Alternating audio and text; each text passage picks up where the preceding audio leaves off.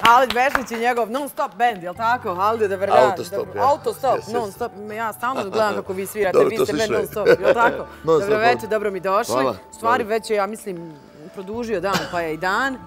I hvala vam za ovaj sjajan uvod. Evo, izvolite, Halide, sjesti na ovu vama poznatu fotelju. Hvala. Ja moram iskoristiti priliku zaista da vam se zahvalim što uvijek kada imate nešto novo, dođete u ovu emisiju i posvetite nam svoje cijenjeno vrijeme i hvala vam što baš danas u emisiji Konačno petak zapravo radimo televizijsku promociju vašeg novog albuma Trebević, kojeg smo jučer promovisali svi zajedno na Trebeviću.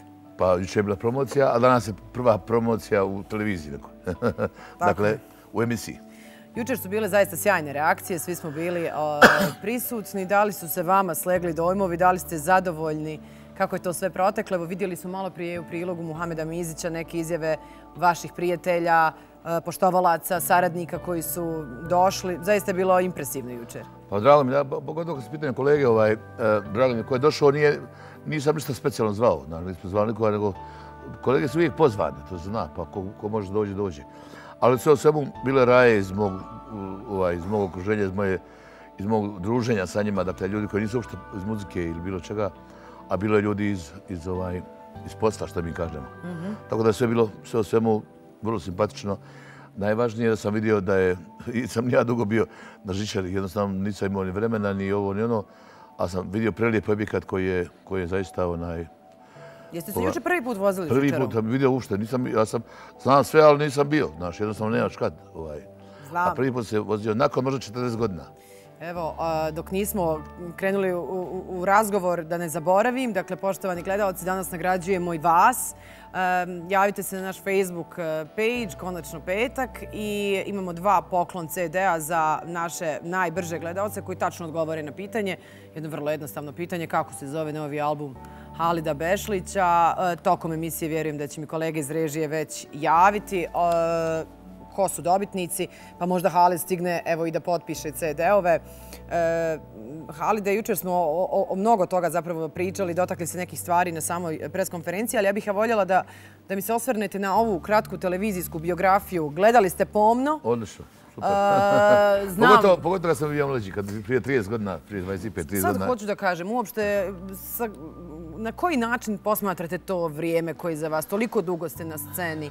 Da li postoji neki, iz vaše perspektive, zlatni period vaše karijere ili nešto što vam je bilo najdraže, neki taj period? To je taj period kad sam imao, baš negdje otprilike, kad sam sarađivao sa Gljivom, pisao Dijamanti, zlatne sune, iznesno potom. I to vrijeme, dakle, tad sam bio u punoj snazi, fizički, psihički, željan dokazivanja, željan života. Kasnije dolazi zrelost i to sve o svemu dolaze i godine.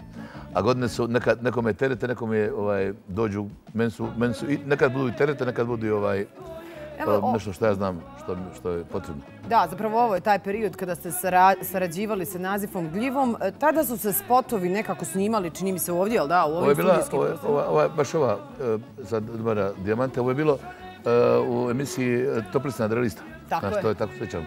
Tako je. A sjećate li se zapravo ovog mikrofona? Sjećam. Meni su kolege mnogo starije rekli da su zapravo na ovom mikrofonu snimani svi spotovi to doba. To je valjda taj jedan bio. Malo skuplji bio. Jedan i tako. To je bila maksuzija, jel da, za ove važne izvođače. Dobro, uglavnom, baš ga sjećam. Recite mi, molim vas, Halide, pa pričati sad o muzičkoj sceni nekada je sad prilično nezahvalno jer se dosta toga zaista promijenilo. Ali ono što će svi reći koji se bave muzikom toliko dugo vremena kao vi, da tad zaista nije svako mogao ni doći na televiziju, kamoli snimiti neki spot ili izdati pjesmu za neku muzičku produkciju, da ne kažem biti u to doba u top listi nadrealista. Koji su filteri tad bili potrebni? Pa bili su veliki filteri. Da bi se došlo do snimanja ploče, ili što ja znam, da ne pričamo o arhivskim radiosnicima kada je Sevdah u pitanju. To je bila jedna opet druga priča. Znači, Sevdalinke su bile, to je išla audicije, kod repeticije, onda u toj varijanti se izaberu ljudi koji dobiju mogućnost da snime i tako se i oni su u svoje vrijeme se i zapošljavali, bili su službenici, kao pjevači, službenici na radiju. A moja generacija je opet, već je popunjena, ta mjesta su bila popunjena, nije mogao niko zamijeniti Safeta, ni Zajma, ni tu generaciju. nije niko mogao ništa, jednostavno su bili betoni, ljudi, baš ono vrh. Tako da smo mi se okrenuli novim momentima pjevanja po restoranima, po kafanama, tako gradili smo tako imidž i karijeru. I onda dolazi, ja sam nakon 5 godina kafanskog staža, pjevanja po sarajevskim kafanama, u to vrijeme elitnim kafanama sarajevskim, gdje se moralo znati svašta da pjeva. Dakle, 5-6 stilova, od starogradske romanse, sredalinke, šlagera, zabavne muzike i pop muzike. Dobro, rock se nije u kafani svirao nikad. Rijetko. Znači, tako si bio bogaćan kad nastupaš u kafani i kad učiš taj zanat, zaista se dobro nauči. I onda sam došao sebi, sam se oslobodio da bi snimio tu prvu singlicu. I onda teško sam, imao sam neki, da pravo kažem u to vrijeme, ja sam mogu da priznam da sam imao neku štelu za prijem u diskoton. A jeli? Ali nije bila štela bez pokrića? Ma nije bez pokrića. Glavno čovjek koji mi je doveo tamo, koji me je doveo u diskoton da me preporuči, on je malte ne bio tvorac diskotona. Pa on mene je volio, zvao se Tašo Osmanagić, Rahmetli, umro je čovjek davno. Glavno on me je doveo, a bio je direktor Vajo Milošević i Hacko Haverić. Ta su bili direktor diskotona. I onda su, on je mene preporučio, a on njega nisu mogli oditi. To je da. A kad sam napravio bum, onda su svi bili zaslužni za moju karijeru.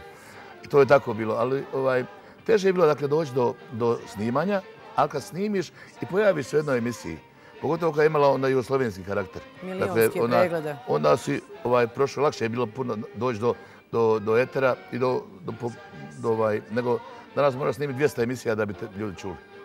A prije si mogao snimiti jednu emisiju. Jednu, ali vrijednu, da. Jedna, ali vrijedna. Tako to je razlika velika. Danas je puno pjevača. Puno i ne može to da apsorbuje tržište. Pa onda to je mlađoj raji mnogo teže, vjerujem. Ja baš malo gledam, posmatram, mnogo njima sad teže napraviti karijeru nego nama. Nama je bilo teže doći do etera, ali kad dođeš u eter, lakše je bilo. Da, možda im je, baš hoću to da kažem, lakše, u smislu mogu lakše doći zbog ovih društvenih mreža, ali da li mogu opstati, to je pitanje. To da ne pričam, to je već onaj... Ali da li mogu opstati, da... Društvene mreže dozvolile da može svako da pjeva. Svi. Pa svi bi ono htjeli. A ne sam da pjeva i da vodi i da priča i da svašta nešto. Halid, ovih dana kada smo svi bili ovdje na televiziji uzbuđeni radi promocije albuma, radi pripreme presice pa i dolaska vašeg u ovu emisiju, kolege su se nekako, uslovno rečeno, takmičile da kažu, znaš, ove koji se sjećaju vaših početaka, ja se sjećam kad je Halid ovo, ja se sjećam kad je prvi put došao, ja se sjećam kad je počeo pjevati. Može li meni Halid konačno riješiti tu misteriju? Kada ste vi zapravo odlučili da ćete biti pjevač? Šta je bilo presudno? Pa... Ja sam, kako znam za sebe, znam da volim da pjevam i znam da pjevam. Nije to neka lažna skromnost. Ali nisam, ja mislim, tim baviti. Nije to bilo meni... Rodio se na Romaniji, gore gdje u moje vrijeme nije niko svirao ništa. Samo sam ja pjevao. I možda da je još neko pjevao, ali nije bilo instrumenta, nije bilo neke nastupa. Tek kad sam došao u Sarajevo, onda se uključio kulturno društvo, Zide Zdarević. Ali u društvu sam rijetko pjevao. Dakle, godišnje sam napravio 4-5 priredbi i na te priredbi otpjevaš 2 pjesme i to je to. A sam igrao i folklore. Više kad sam bio angažovan oko folklora. Tako da smo odlaskom u vojsku. Tad meni se otvaraju stvari moji vidici pjevački, jer sam izabran bio da pjevam, da budem član garnizonskog orkestra i bio sam glavni pjevač u cijeloj kasarni. I onda sam imao privilegiju da vježbam svaki dan s bendom. I tu sam se dobro se uštelio da mogu reći da kajem, hajde mogu doći da nastupam u nekom lokalu, u kafani nekoj i tako. I tako sam počeo, evo moje knježne viš, gleda me, to je Biošica Rijeka. I to su u stvari početci moji. Sad ja sam odlučio da pošao sam kući na Romaniju i svratim jednu kafanu, čekajući autobus, čekajući voz za Brezu, kako za Podlugove, da, možda pjesma Kaje Podlugove. I čekajući taj autobus, navečer radnički koji je išao 11 sati, muzika je svirala, ja sam tu pio par pjesama i gazda pokojni, taj koji je tu Sreto Mačar, on je bio, pitao me čiji sam, ja sam rekao čiji sam, on kaže, dobro bi bilo, kaže, da ja pjevam tu, bilo bi to puno. Rekao, ja špjevat, kada šta će Mujo reći, to moj otac naš. On zna da je to bilo u to vrijeme, gdje ćeš pjevaš u kafani, to nije bilo normalno, nije pojmljivo bilo. Ja želeći da pjevam, ja kažem, ja ću pjevat, šta god da rekao otac. Kaže, onaj ti ostani, pjevaj, ali nemoj da ja budem kriv. I tako sam ti ostao i to je bila sudbinska odluka. Odluka, u stvari, to ja smatram taj dan početak moje karijere. Dakle, ja sam odlučio da živim od muzike. I od tada nikad, hvala Bogu, nisam imao nikad problema. Sve je bilo bolje i bolje i bolje. Doduše je bilo stepenasto, sve lagano. Evo, doživio sam i penziju. Daleko ste dogurali. Halide, jučer smo na presici koja je bila onako više druženje i vrlo jedno emotivno druženje na Trebeviću. Zapravo čuli neki vaš historijat vezan za radio televiziju Bosne i Hercegovine. Tada smo vam dodijelili, naš generalni direktor Belmin Karamehmedović, jedan specijalni poklon. Bilo je uvijek teško odlučiti šta dodijeliti Halidu Bešliću. I onda smo našli zapravo jedan stari mikrofon. Evo vidimo sad te inserte. To je mikrofon na kojem su samo snimali u ona doba kada nije mogao snimati svako. Velikani zapravo, veliki solisti, veliki pjevači i tako dalje. I to je taj, dakle, emotivni moment i vi jučer niste krili zadovoljstvo. Hoće li taj mikrofon imati neko specijalno mjesto u vašoj kući? Jeste već odlučili gdje ćete ga držati? Već je stavljen da ga svaki dan gledam. Svaki dan da se... Stavljen odmah pored televizije, samo do oko malo da koriše onaj dio pored televizije na glavnom stolu. Da, i jučer je baš naš generalni direktor, možda čak u ovim trenucima, je govorio o tome kako ste vi zapravo istinski utkali sebe u ovaj naš, kako ga neki pogrdno nazivaju, ali mi ga volimo, sivi dom. I čak ovaj studio ste vi svoje ručno zidali. Ovo konkretno, gdje mi sad sjedimo, ovo je studio B i studio A je ovaj glavni. Moja ekipa je radila izolaciju, ova kompletna izolacija, dakle ove rekret ploče koje sad možda ne vidi sad kamera, ali to je sve rahmetli Adem Uhović, pokojni Ljuban Jurišić i pokojni Arsen Arsić. Sa mnom su radili, mi naši četvrci smo ovo radili. Sve kompletno u taj dio. To je bilo 70. godine. Septembar mjesec 70. godine. Zahvaljujući Halidu Bešliću otkrivamo čaroliju naših gledalcima. Ovo je studio B, tako zvao zvanično. A studio A je bio glavni veliki studio. Evo, to je taj studio. Jesu to ti snimci? To je snimci. To je otvorenje, kada je bilo otvorenje televizije. To je otvorenje studija u kojem mi danas... Moraš da snimke nekako dođem do ovih snimaka da vidim to. Pa ne možete baš, ali eto, preko štele nešto. Naravno da ćete dobiti ove snimke. Ovo je bilo otvorenje televizije, da. Još su skele bile, još se radilo.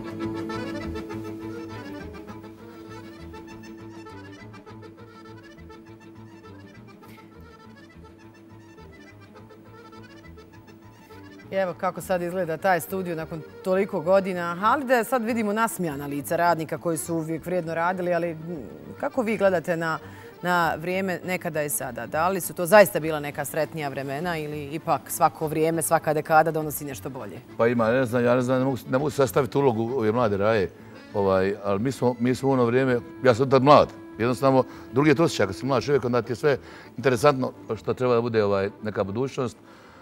A s ove naših gledišta, kad gledam unazad, mnogo sam bio sretniji, mnogo sam bio, kako bih rekao, nismo bili opterećeni temama nekim koje sad opterećuju ljude i tako dalje. Da ne pričamo na ovim današnjim društvenim mrežama, one za 15 minuta naprave problem svjetski. Tad prije nije, tad ako se nešto desi, kaj šutkaj, nije se desilo i tako se zaboravi. Mnogo se stvari se stavlja po tepih, ali nekad je bolje staviti po tepih nego glavom bezvezno napraviti. Tako je. Halide, više puta ste nekako najavljivali odlazak u penziju, to u pjevačku zapravo, to smo jučer govorili isto na presici. Na sreću to se evo još nije desilo, pjesma je Vaš život, to je nekako vrlo logično i sada ne da imamo Trebević, novi album, nego imate već 4 pjesme za novi album, je li tako? Pa tako radeći sve to skupa, ispalo je, naišlo je par dobrih pjesama koje su došle kasno, a već sam imao valtani album do kraju. Ja sam ostavio te pjesme i sad ću to malo ranije da radim. Dakle, neću čekat da odmah ću da radim, pa ostavljam u stranu, pa to je... Vrlo je danas nezahvalno raditi album. To imaš puno posla, ne možeš stigneš ovo ono... Kad se radi pjesma po pjesma i konkretno se koncentrišeš na jednu pjesmu, ona se uradi brzo, faktički. I kad nju staviš, završiš, izmiksaš i staviš je u čošak. Tako će raditi, to je taj do sad. Dobro. Ono što je meni zanimljivo, pored ovih nekih, recimo, stalnih vaših saradnika koje smo spominjali, evo i kroz prilog, da je naslovnu pjesmu albuma Trebević pisao Splićanin. Neno Ninčević. Kako to? Ja i sami smo bili u Zagrebu slučajno tamo u jednom restoranu i sreli se sa Nenom i upoznali na kraju krajeva. To je bilo prije 3-4 godina. I onda nam je on donio tu pjesmu i mi smo bili jako oduševljeni s obzirom da je on, ja kažem, ti Split, Trebević, pa mi Splićane volimo Sarajevo. Znaš, ali Neno je inače jedan od najboljih autora u Hrvatskoj i u regionu. Tako da, drago mi je da sa njim sarađujem i vrlo je talentovan i naprijed su dvije pjesme, ova pjesma koju su sad pjevali, to je njegova i ta je Trebević. Smo zaboravili spomenuti neke važne ljude koji su radili. Da, jučer sam malo brzino, pa tako da jesam zaboravio spomenuti Damira Asanagića i Ahmeda Burića i koji su napisali su pjesmu sad ne znam, ovo su gitare, ovo sad da vidim tačno. Svako može da... Ima puno autora pa ne mogu da se koncentrišem. Dakle, pjesma... Vidimo koja je to pjesma. Anđeo iz mog skaka, da. To je pjesma koju je napisao Branko Sauka, Ahmed Burić i Damir Asanović. Dakle, to je jedna mnogo lijepa pjesma, tako da njih želim da spomenem. A još, pored Nene Ninčevića, tu je Geronimo Mirko Šenkovski, koji ima najviše pjesama na albumu. Radili ste s Borisom Režakom, pomažete mladim snagama. Tu je Peđa Jovanović, Sanja Arsić, pjesma Zbogom ostaje ljubavi. Tu je Goran Bubal iz Konjica, koji je pisao tekst Neretve. Tu je... Dženan Jahić, mladi jedan autor. Dženan Jahić, da vrijeme stane, moj mladi doktor.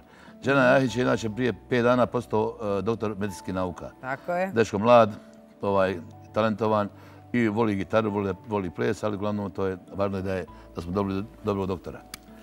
Sjajno, važno jeste. Dilma Felić, moj prijatelj iz Bihaća, je napisao jednu pjesmu koja zove Vrijeme. Anđela, pjesma je napisala Dubravka Đerić, teksta Mirko Šenkovski muziku. Ja bez tebe ne mogu da živim, Šenkovski, Taman je Šenkovski i Boris Režak i Nikola Raunić su pisali pjesmu Od ponoći do ponoći. To je duet moj Borisov, a sve rade aranžmane Samir Kadidić. Dakle, to je ta priča, jer puno ima autora i vrlo je... Izvršni producent? Samir Kadidić. I Nedo Srnja. Vi mogu Nedo stalno nešto zaboraviti. Ne ime izvršni organizacija, ali ovo je ljudi koji su radili ploču.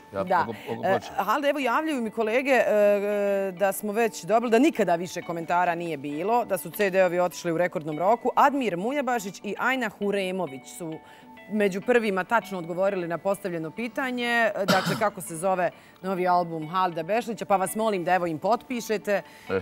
Dakle, a prvi je za Admira ili za Ajnu, svejedno, koga želite najprije.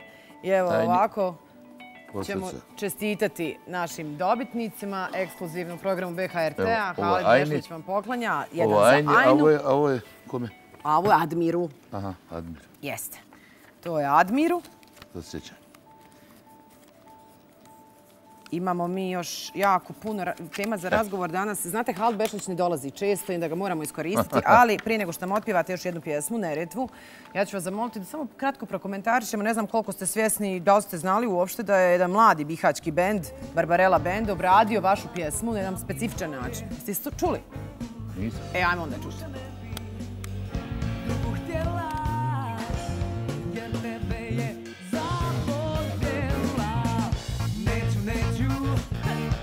Dijamante, suho zlato, bili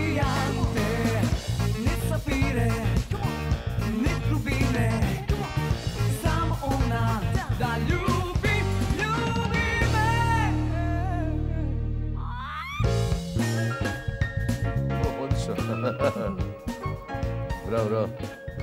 Super, odlično. Odlični su Barbarella Band, šta kažete? Da. Evo jedan potpuno drugačiji Mladi rockeri, aranžman. vidi se pravi rockeri. Mladi. Jeste. Ništa, Halide, onda možda ih nekada pozovete na neki svoj koncert, šta Odlično, kažete? baš se sviđa, ova becobrada jako sviđa. Ni meni se sviđa, već smo džuskali tu. Ja ću vas sad zamoliti ipak da vam promovišemo malo album. Hoćemo Neretvu. Može.